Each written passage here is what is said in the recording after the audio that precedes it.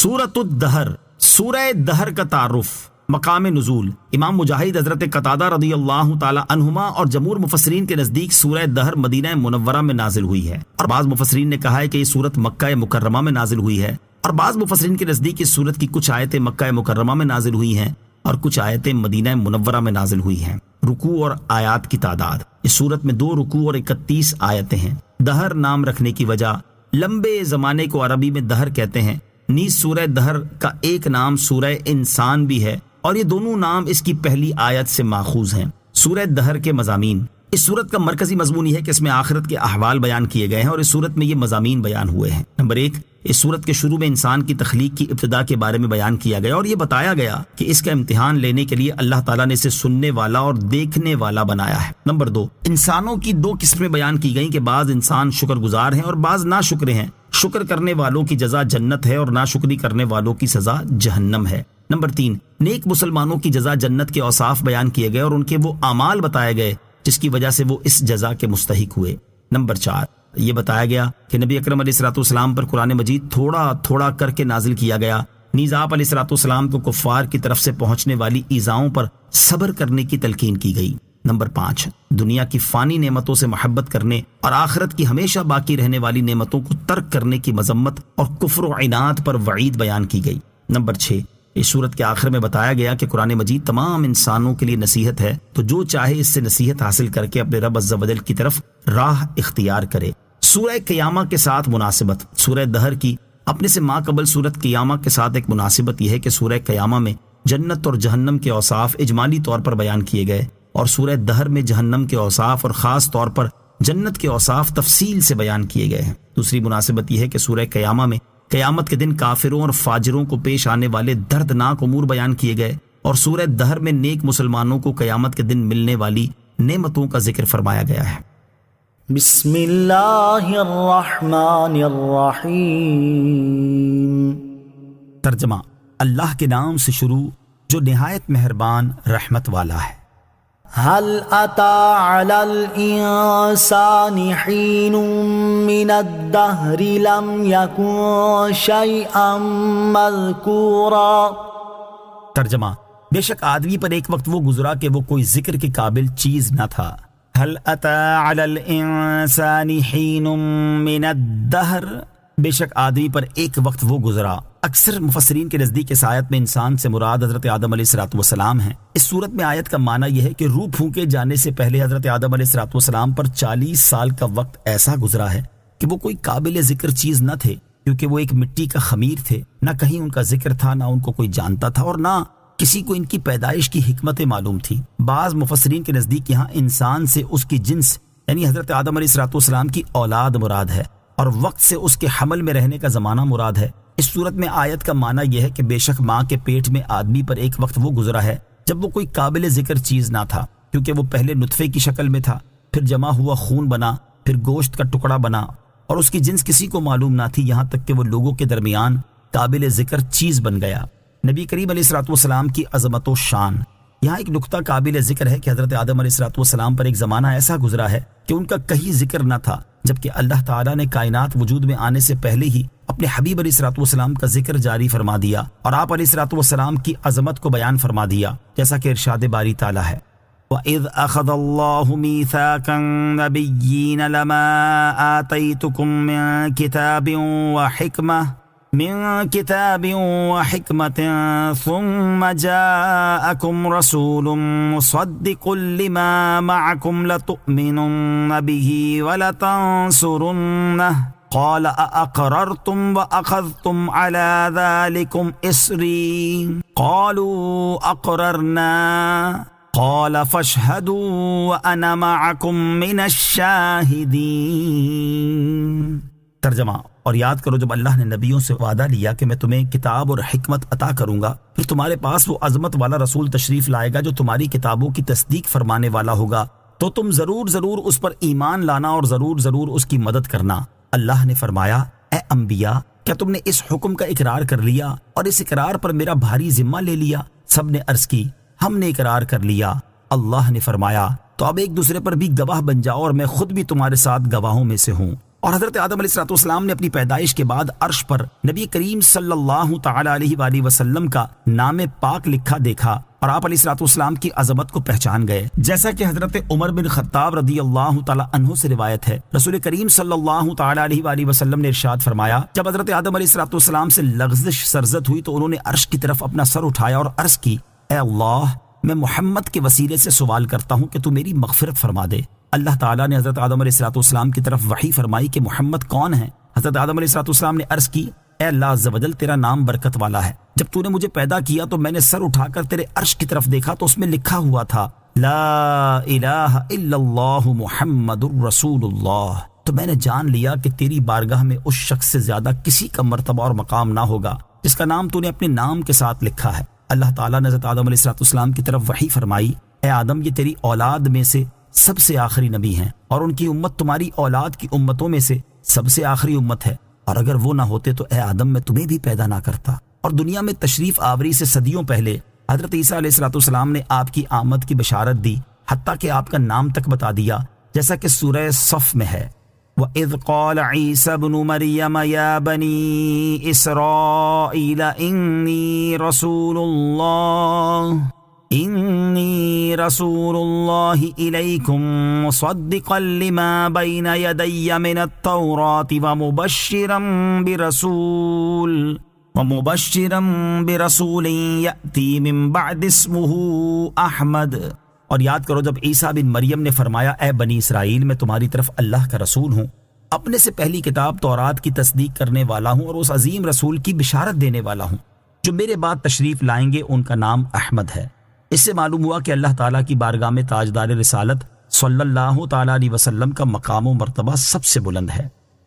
انا خلقنا الانسان من نطفة امشاج نبتلیہ فجعلناہ سمیعا بصیرا انا ہدیناہ السبیل اما شاکرا واما کفورا۔ ترجمہ، بے شک ہم نے آدمی کو ملی ہوئی منی سے پیدا کیا تاکہ ہم اس کا امتحان لیں، تو ہم نے اسے سننے والا، دیکھنے والا بنا دیا۔ بے شک ہم نے اسے راستہ دکھا دیا، اب یا شکر گزار ہے اور یا ناشکری کرنے والا ہے۔ اِنَّا خَلَقْنَا الْإِنسَانَ مِن نُطْفَةٍ أَمْشَاج، بے شک ہم نے آدمی کو ملی ہوئی منی سے پیدا کیا۔ آیت کے اس حصے میں اللہ تعالیٰ نے انسانوں کی پیدائش سے متعلق اپنے قانون کو بیان فرمایا کہ اس نے آدمی کو مرد و عورت کی ملی ہوئی منی سے پیدا کیا، جبکہ اللہ تعالیٰ کی قدرت انسان کی پیدائش کے سلسلے میں اس ذریعے کی محتاج نہیں، جیسا کہ اللہ تعالیٰ نے حضرت آدم علیہ الصلوۃ والسلام کو ماں اور باپ دونوں کے بغیر پیدا کر دیا، حضرت حوا رضی اللہ تعالیٰ عنہا کو بغیر ماں کے پیدا کر دیا، اور حضرت عیسیٰ علیہ الصلوۃ والسلام کو بغیر باپ کے پیدا کر دیا، نبتلی، تاکہ ہم اس کا امتحان لیں۔ یعنی جب ہم نے انسان کو پیدا کیا تو اس وقت یہ ارادہ کیا کہ ہم اسے مکلف کر کے اپنے احکامات اور ممنوعات سے اس کا امتحان لیں، تو ہم نے اسے سننے والا، دیکھنے والا بنا دیا تاکہ وہ دلائل کا مشاہدہ کر سکے اور آیات کو غور سے سن سکے۔ یاد رہے کہ یہاں انسان سے مراد حضرت آدم علیہ الصلوۃ والسلام کی اولاد مراد ہے۔ اِنَّا هَدَيْنَاهُ السَّبِيلَ، بے شک ہم نے اسے راستہ دکھا دیا۔ ارشاد فرمایا کہ بے شک ہم نے ظاہری اور باطنی حواس عطا کرنے کے بعد انسان کو دلائل قائم کر کے، رسول بھیج کر اور کتابیں نازل فرما کر ہدایت کا راستہ دکھا دیا۔ اب چاہے وہ ایمان قبول کر کے شکر گزار بنے یا کفر کر کے ناشکری کرنے والا بنے۔ انا اعتدنا للکافرین سلاسل واغلالا وسعیرا۔ ترجمہ، بے شک ہم نے کافروں کے لیے زنجیریں اور طوق اور بھڑکتی آگ تیار کر رکھی ہیں۔ انا اعتدنا للکافرین، بے شک ہم نے کافروں کے لیے تیار کر رکھی ہیں۔ اس سے پہلی آیت میں کافروں اور ایمان والوں کا ذکر کیا، اور اس آیت میں وہ چیزیں بیان کی جا رہی ہیں جو کافروں کے لیے تیار کی گئی ہیں۔ چنانچہ ارشاد فرمایا کہ بے شک ہم نے آخرت میں کافروں کے لیے زنجیریں تیار کر رکھی ہیں جن سے باندھ کر انہیں دوزخ میں گھسیٹا جائے گا، اور ان کے لیے طوق تیار کر رکھے ہیں جو ان کے گلوں میں ڈالے جائیں گے، اور ان کے لیے بھڑکتی آگ تیار کر رکھی ہے جس میں انہیں جلایا جائے گا۔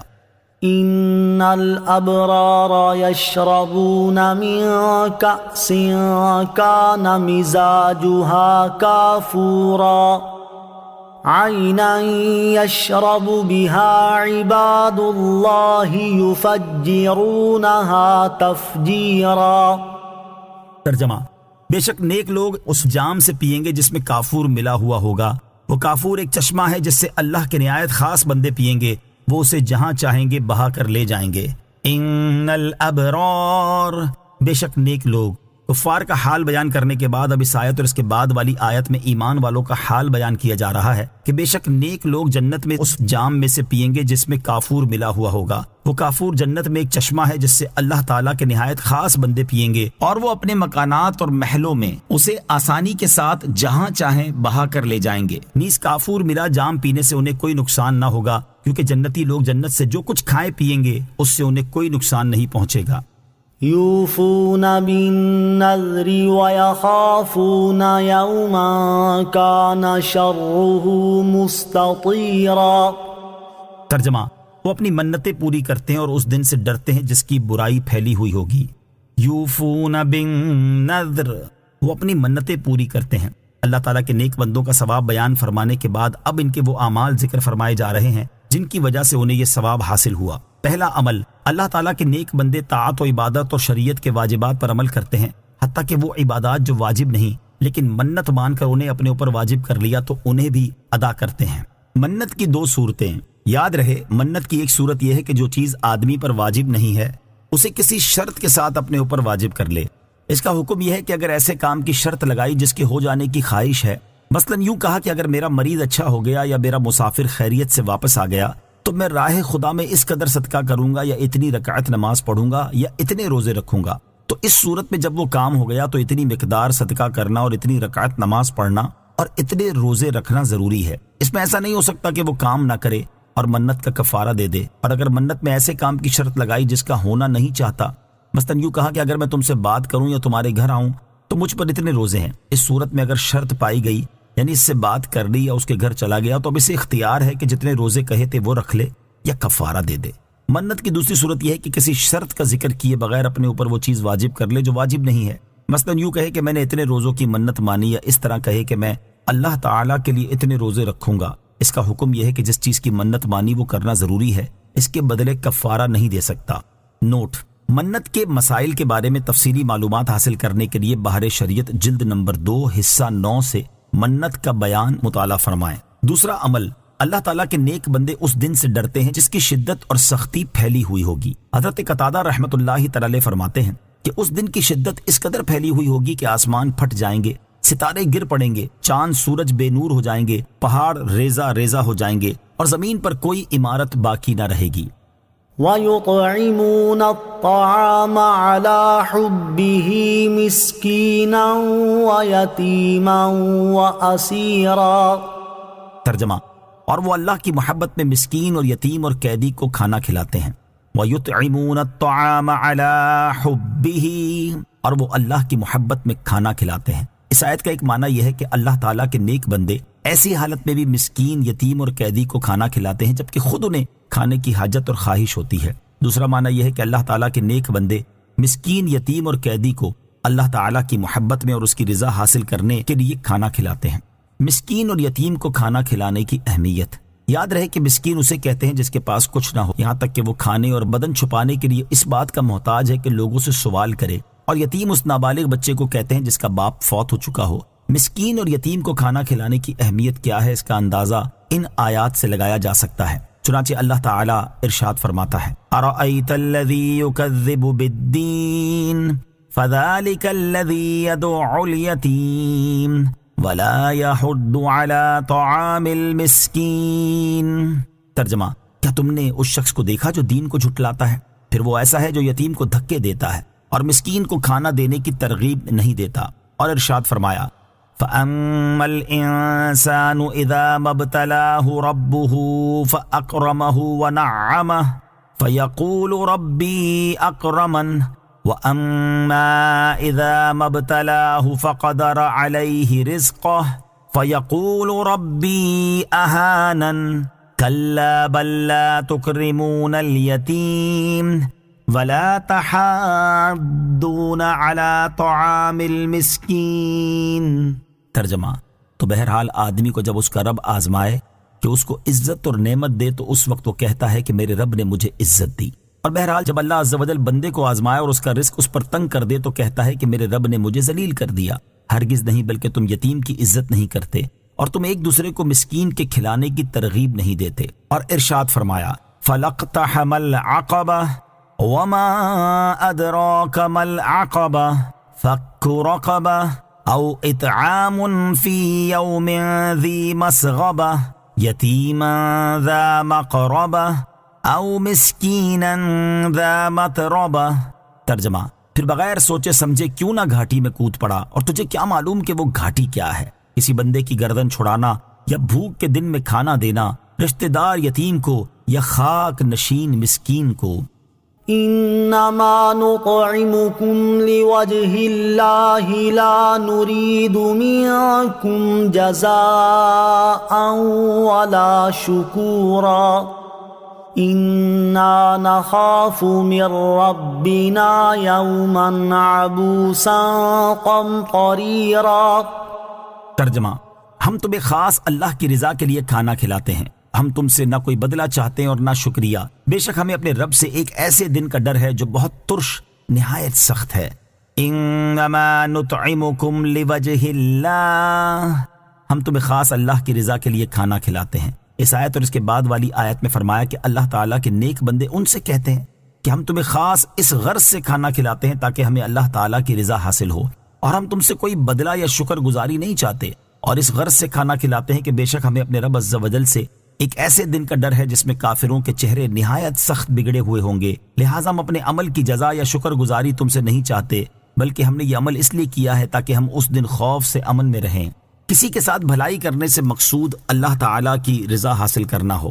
اس سے معلوم ہوا کہ صرف اللہ تعالیٰ کی رضا حاصل کرنے کے لیے کسی کے ساتھ بھلائی کرنی چاہیے، لوگوں کو دکھانا، اپنی واہ واہ چاہنا اور جس کے ساتھ بھلائی کی اس پر احسان جتانا یا اس کی طرف سے کوئی بدلہ حاصل کرنا مقصود نہ ہو۔ ایک اور مقام پر اللہ تعالیٰ ارشاد فرماتا ہے یا ایھا الذین آمنوا لا تبطلوا صدقاتکم بالمن والأذى كالذي ينفق ماله رئاء الناس۔ ترجمہ، اے ایمان والو، احسان جتا کر اور تکلیف پہنچا کر اپنے صدقے برباد نہ کر دو، اس شخص کی طرح جو اپنا مال لوگوں کے دکھلاوے کے لیے خرچ کرتا ہے۔ اور ارشاد فرمایا وما آتیتم من ربا لیربو فی اموال الناس فلا یربو عند اللہ وما آتیتم من زکاة تریدون وجہ اللہ فأولئک هم المضعفون۔ ترجمہ، اور جو مال تم لوگوں کو دو تاکہ وہ لوگوں کے مالوں میں بڑھتا رہے تو وہ اللہ کے نزدیک نہیں بڑھتا، اور جو تم اللہ کی رضا چاہتے ہوئے زکوٰۃ دیتے ہو تو وہی لوگ اپنے مال بڑھانے والے ہیں۔ فوقاهم الله شر ذلك اليوم ولقاهم نضرة وسرورا وجزاهم بما صبروا جنة وحريرا متكئين فيها على الأرائك لا يرون فيها شمسا ولا زمهريرا ودانية عليهم ظلالها وذللت قطوفها تذليلا۔ ترجمہ، تو انہیں اللہ اس دن کے شر سے بچا لے گا اور انہیں تر و تازگی اور خوشی دے گا، اور ان کے صبر کے سبب انہیں جنت اور ریشمی کپڑے بدلے میں دے گا۔ وہ جنت میں تختوں پر تکیہ لگائے ہوئے ہوں گے، نہ اس میں دھوپ دیکھیں گے اور نہ سخت سردی، اور اس کے سائے ان پر جھکے ہوں گے اور جنت کے گچھے جھکا کر نیچے کر دیے گئے ہوں گے۔ فوقاہم اللہ شر ذلک اليوم، تو انہیں اللہ اس دن کے شر سے بچا لے گا۔ ارشاد فرمایا کہ تو ان نیک بندوں کے خوف کی وجہ سے اللہ تعالیٰ انہیں اس دن کے شر سے بچا لے گا جس سے وہ ڈر رہے ہیں، اور ان کے چہروں میں تر و تازگی اور دلوں میں خوشی دے گا۔ وجزاہم بما صبروا، اور ان کے صبر کے بدلے انہیں بدلے میں دے گا۔ اس آیت اور اس کے بعد والی دو آیات کا خلاصہ یہ ہے کہ اللہ تعالیٰ اپنے نیک بندوں کو گناہ نہ کرنے، اللہ تعالیٰ کی اطاعت کرنے اور بھوک پر صبر کرنے کے بدلے جنت میں داخل کرے گا، اور انہیں ریشمی لباس پہنائے گا، اور وہ جنت میں تختوں پر تکیہ لگائے ہوں گے، اور دنیا کی طرح وہاں انہیں گرمی یا سردی کی کوئی تکلیف نہ ہوگی، اور جنتی درختوں کے سائے ان پر جھکے ہوئے ہوں گے، اور جنت کے درختوں کے گچھے جھکا کر نیچے کر دیے گئے ہوں گے تاکہ وہ کھڑے بیٹھے لیٹے ہر حال میں بآسانی گچھے لے سکیں اور جیسے چاہے کھا سکیں۔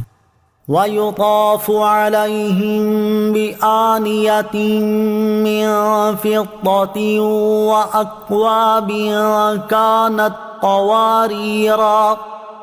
قَوَارِيرَ مِن فِضَّةٍ قَدَّرُوهَا تَقْدِيرًا۔ ترجمہ، اور ان پر چاندی کے برتنوں اور گلاسوں کے دور ہوں گے جو شیشے کی طرح ہوں گے، چاندی کے شفاف شیشے جنہیں پلانے والوں نے پورے اندازہ سے بھر کر رکھا ہوگا۔ وَيُطَافُ عَلَيْهِمْ بِآنِيَةٍ مِّن فِضَّةٍ وَأَكْوَابٍ، اور ان پر چاندی کے برتنوں اور گلاسوں کے دور ہوں گے۔ اس آیت اور اس کے بعد والی آیت کا خلاصہ یہ ہے کہ ان نیک بندوں پر چاندی کے برتنوں اور گلاسوں میں جنتی شراب کے دور ہوں گے، اور وہ برتن چاندی کے رنگ اور اس کے حسن کے ساتھ شیشے کی طرح صاف شفاف ہوں گے، اور ان میں جو چیز پی جائے گی وہ باہر سے نظر آئے گی، اور ان برتنوں کو پلانے والوں نے پورے اندازے سے بھر کر رکھا ہوگا کہ پینے والوں کی رغبت کی مقدار نہ اس سے کم ہوگی اور نہ زیادہ۔ وَيُسْقَوْنَ فِيهَا كَأْسًا كَانَ مِزَاجُهَا زَنجَبِيلًا عَيْنًا فِيهَا تُسَمَّى سَلْسَبِيلًا۔ ترجمہ، اور جنت میں انہیں ایسے جام پلائے جائیں گے جس میں زنجبیل ملا ہوا ہوگا۔ زنجبیل جنت میں ایک چشمہ ہے جس کا نام سلسبیل رکھا جاتا ہے۔ وَيُسْقَوْنَ فِيهَا كَأْسًا، اور جنت میں انہیں ایسے جام پلائے جائیں گے۔ اس آیت اور اس کے بعد والی آیت کا خلاصہ یہ ہے کہ جنت میں ان نیک بندوں کو پاکیزہ شراب کے ایسے جام پلائے جائیں گے جن میں زنجبیل یعنی ایسا پانی ملا ہوا ہوگا جو ذائقے بے ادرک کی طرح ہوگا، اور اس کے ملنے کی وجہ سے شراب کی لذت اور زیادہ ہو جائے گی۔ اور زنجبیل جنت میں ایک چشمہ ہے جسے جنتی فرشتے سلسبیل کہتے ہیں، کیونکہ اس کا پانی رواں اور آسانی سے حلق میں اتر جانے والا ہے۔ یاد رہے کہ اللہ تعالیٰ کے مقرب بندے خالص اسی چشمے سے پئیں گے، جبکہ ان سے کم درجے والے نیک بندوں کی شرابوں میں اس چشمے کا پانی ملایا جائے گا، اور یہ چشمہ عرش کے نیچے سے جنت عدن سے ہوتا ہوا تمام جنتوں میں گزرتا ہے۔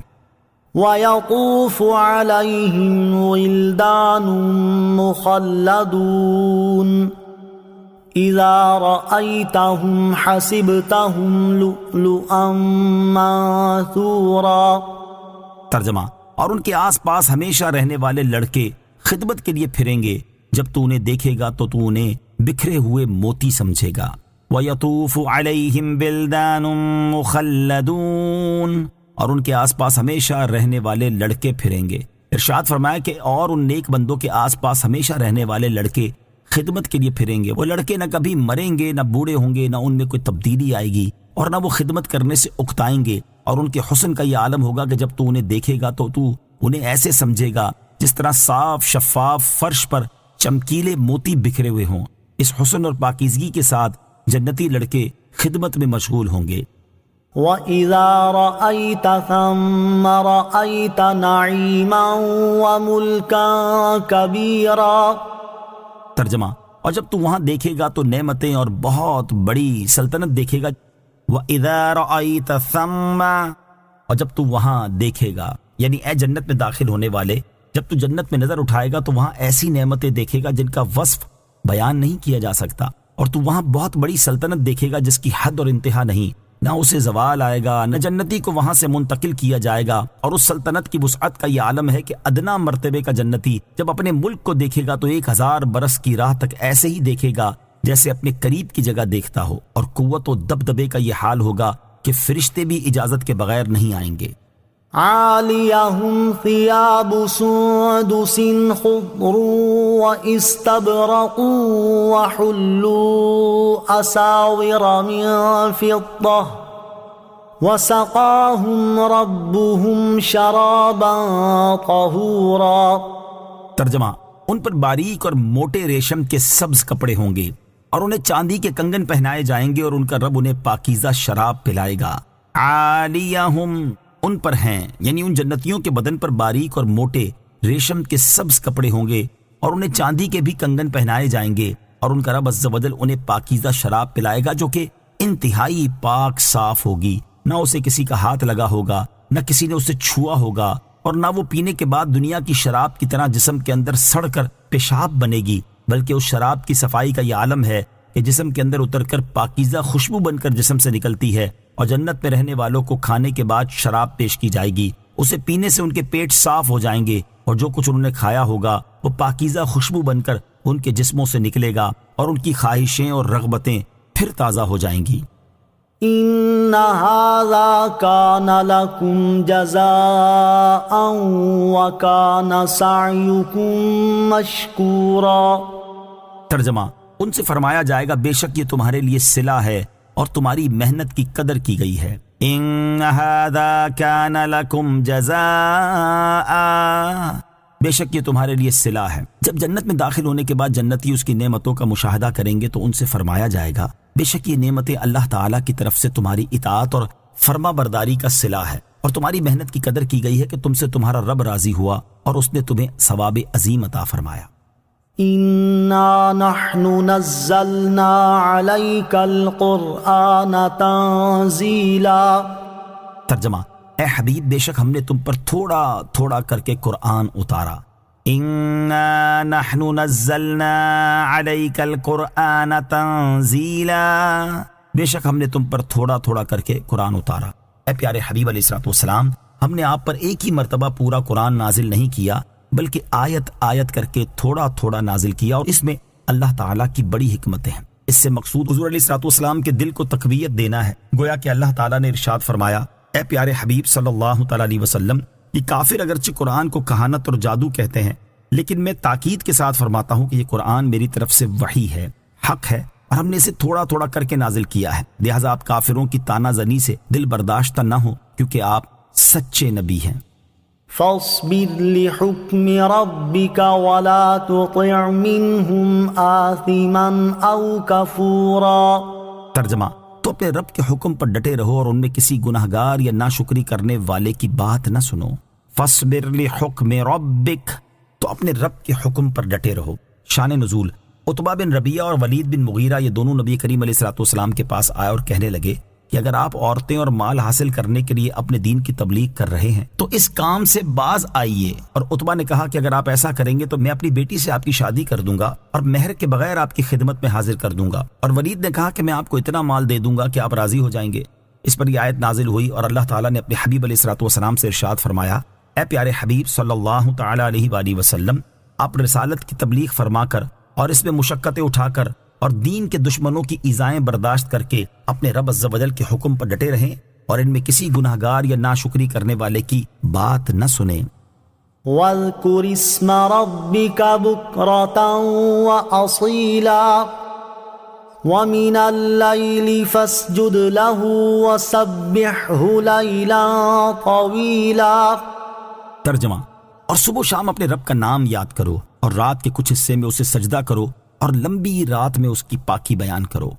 وَاذْكُرِ اسْمَ رَبِّكَ بُكْرَةً وَأَصِيلًا، اور صبح و شام اپنے رب کا نام یاد کرو۔ اس آیت اور اس کے بعد والی آیت کا خلاصہ یہ ہے کہ بعض مفسرین کے نزدیک یہاں ذکر سے نماز مراد ہے، چنانچہ صبح کے ذکر سے نماز فجر اور شام کے ذکر سے ظہر اور عصر کی نمازیں مراد ہیں، جبکہ رات کے کچھ حصے میں سجدہ کرنے سے مراد یہ ہے کہ مغرب اور عشاء کی نمازیں پڑھیں، اور باقی لمبی رات میں اللہ تعالیٰ کی پاکی بیان کرنے سے مراد یہ ہے کہ فرائض کی ادائیگی کے بعد نوافل پڑھتے رہیں۔ یوں اس میں تہجد کی نماز بھی شامل ہو گئی، اور بعض مفسرین نے فرمایا ہے کہ یہاں ذکر سے مراد زبان سے ذکر کرنا ہے، اور مقصود یہ ہے کہ دن رات کے تمام اوقات میں دل اور زبان سے اللہ تعالیٰ کے ذکر میں مشغول رہیں۔ ان هؤلاء يحبون العاجلة ويذرون وراءهم يوما ثقيلا۔ ترجمہ، بے شک یہ لوگ جلد جانے والی سے محبت کرتے ہیں اور اپنے آگے ایک بھاری دن کو چھوڑ بیٹھے ہیں۔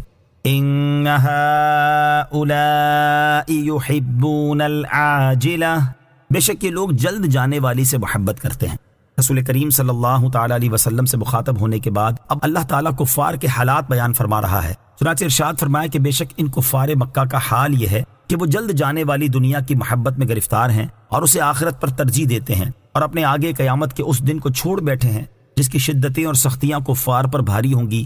یہ لوگ نہ اس دن پر ایمان لاتے ہیں اور نہ اس دن کے لیے عمل کرتے ہیں۔ دنیا سے محبت کب بری اور کب اچھی ہے؟ اس سے معلوم ہوا کہ جب دین کو چھوڑ کر دنیا سے محبت کی جائے تو یہ بری ہے اور کفار کا طریقہ ہے، اور اگر دنیا کو دین کے لیے وسیلہ بنایا جائے تو اس سے محبت اچھی ہے۔ ہمارے اسلاف کا حال یہ تھا کہ وہ دنیا کا مال ملنے پر خوش ہونے کی بجائے غمزدہ ہو جایا کرتے تھے اور دین کی خاطر دنیا کا مال حاصل کرنے کی کوشش کیا کرتے تھے۔ جیسا کہ ایک مرتبہ حضرت عبد الرحمن بن عوف رضی اللہ تعالیٰ عنہ روزے سے تھے، جب افطار کے وقت ان کے سامنے کھانا لایا گیا تو فرمایا، حضرت مصعب بن عمیر رضی اللہ تعالیٰ عنہ شہید کیے گئے اور وہ مجھ سے بہتر تھے، انہیں ایک چادر کا کفن دیا گیا، اگر ان کے سر کو چھپایا جاتا تو قدم کھل جاتے تھے اور قدموں کو چھپایا جاتا تو سر کھل جاتا تھا۔ حضرت حمزہ رضی اللہ تعالیٰ عنہ شہید کیے گئے اور وہ مجھ سے بہتر تھے، پھر ہمارے لیے دنیا خوب کشادہ کر دی گئی اور ہمیں دنیا کا مال عطا فرما دیا گیا۔ میں اس بات سے ڈرتا ہوں کہ کہیں یہ ہماری نیکیوں کا جلد بدلہ نہ مل رہا ہو۔ پھر رونے لگے اور کھانا چھوڑ دیا۔ حضرت حماد بن زید رحمت اللہ تعالی علیہ فرماتے ہیں، حضرت عبداللہ ابن مبارک رضی اللہ تعالیٰ عنہ کپڑے کی تجارت کیا کرتے تھے۔ ایک مرتبہ انہوں نے فرمایا کہ اگر 5 افراد نہ ہوتے تو میں تجارت نہ کرتا۔ کسی نے ان سے کہا، اے ابو محمد وہ 5 افراد کون ہیں؟ انہوں نے فرمایا، نمبر 1 حضرت سفیان ثوری، نمبر 2 حضرت سفیان بن عیینہ، نمبر 3 حضرت فضیل بن عیاض، نمبر 4 حضرت محمد بن سماک، اور نمبر 5 حضرت ابن علیہ رضی اللہ تعالی عنہم۔ حضرت عبداللہ ابن مبارک رضی اللہ تعالیٰ عنہ خراسان شہر تک تجارت کے لیے جاتے اور تجارت سے جو نفع ہوتا اس میں سے اپنے اہل خانہ کا اور حج کا خرچہ نکال کر باقی جو کچھ بچتا وہ ان 5 حضرات کی خدمت میں پیش کر دیتے تھے۔ نحن خلقناهم وشددنا أسرهم وَإِذَا شِئْنَا بَدَّلْنَا أَمْثَالَهُمْ تَبْدِيلًا۔ ترجمہ، ہم نے انہیں پیدا کیا اور ان کے اعضاء اور جوڑ مضبوط کیے اور ہم جب چاہیں ان جیسے اور بدل دیں۔ نحن خلقناہم، ہم نے انہیں پیدا کیا۔ ارشاد فرمایا کہ ہم نے انہیں منی سے پیدا کیا اور ان کے اعضاء اور جوڑ مضبوط کیے تاکہ ان کے لیے کھڑے ہونا، بیٹھنا، پکڑنا اور حرکت کرنا ممکن ہو جائے، اور خالق کا حق یہ ہے کہ اس کا شکر ادا کیا جائے اور اس کی ناشکری نہ کی جائے، اور ہم جب چاہیں انہیں ہلاک کر دیں اور ان کی بجائے تخلیق میں ان جیسے اور لوگ لے آئیں جو کہ اطاعت شعار ہوں۔ ان هذه تذکرہ فمن شاء اتخذ الى ربه سبیلا وما تشاءون الا ان يشاء اللہ ان اللہ کان علیما حکیما يدخل من يشاء في رحمته والظالمين أعد لهم عذابا أليما۔ ترجمہ، بے شک یہ ایک نصیحت ہے تو جو چاہے اپنے رب کی طرف راہ اختیار کرے، اور تم کچھ نہیں چاہتے مگر یہ کہ اللہ چاہے، بے شک اللہ خوب علم والا، بڑا حکمت والا ہے، وہ اپنی رحمت میں جسے چاہتا ہے داخل فرماتا ہے، اور ظالموں کے لیے اس نے دردناک عذاب تیار کر رکھا ہے۔ ان هذه تذکرہ، بے شک یہ ایک نصیحت ہے۔ ارشاد فرمایا کہ بے شک یہ صورت مخلوق کے لیے نصیحت ہے، جو چاہے دنیا میں اپنی ذات کے لیے اپنے رب عز و جل کی عبادت کر کے اور اس کے رسول کی پیروی کر کے اپنے رب عز و جل کی طرف راہ اختیار کرے۔ وما تشاءون الا ان یشاء اللہ، اور تم کچھ نہیں چاہتے مگر یہ کہ اللہ چاہے۔ ارشاد فرمایا کہ تم کچھ نہیں چاہتے مگر تبھی کچھ ہوتا ہے جبکہ اللہ تعالیٰ چاہے، کیونکہ جو کچھ ہوتا ہے اسی کی مشیت سے ہوتا ہے۔ بے شک وہ اپنی مخلوق کے احوال جانتا ہے اور انہیں پیدا کرنے میں حکمت والا ہے۔ آیت وَمَا تَشَاءُونَ إِلَّا أَن يَشَاءَ اللَّهُ سے معلوم ہونے والے مسائل۔ اس آیت سے 2 مسئلے معلوم ہوئے۔ نمبر 1، انسان پتھر کی طرح بے اختیار نہیں بلکہ اسے اختیار اور ارادہ ملا ہے۔ نمبر 2، انسان اپنے ارادے میں بالکل مستقل اور اللہ تعالیٰ سے بے نیاز نہیں بلکہ اس کا ارادہ اللہ تعالیٰ کے ارادے کے ماتحت ہے، لہٰذا انسان مختار مطلق نہیں، اسی عقیدے پر ایمان کا مدار ہے۔ یدخل من یشاء فی رحمتہ، وہ اپنی رحمت میں جسے چاہتا ہے داخل فرماتا ہے، یعنی اللہ تعالیٰ جسے چاہتا ہے اسے اپنے فضل و احسان سے ایمان عطا فرما کر اپنی جنت میں داخل فرماتا ہے، اور کافروں کے لیے اس نے دردناک عذاب تیار کر رکھا ہے، اور وہ ظالم اس لیے ہیں کہ انہوں نے اللہ تعالیٰ کی عبادت کرنے کی بجائے بتوں وغیرہ کی عبادت کر کے اپنی جانوں پر ظلم کیا ہے۔ آمنت باللہ صدق اللہ العظیم.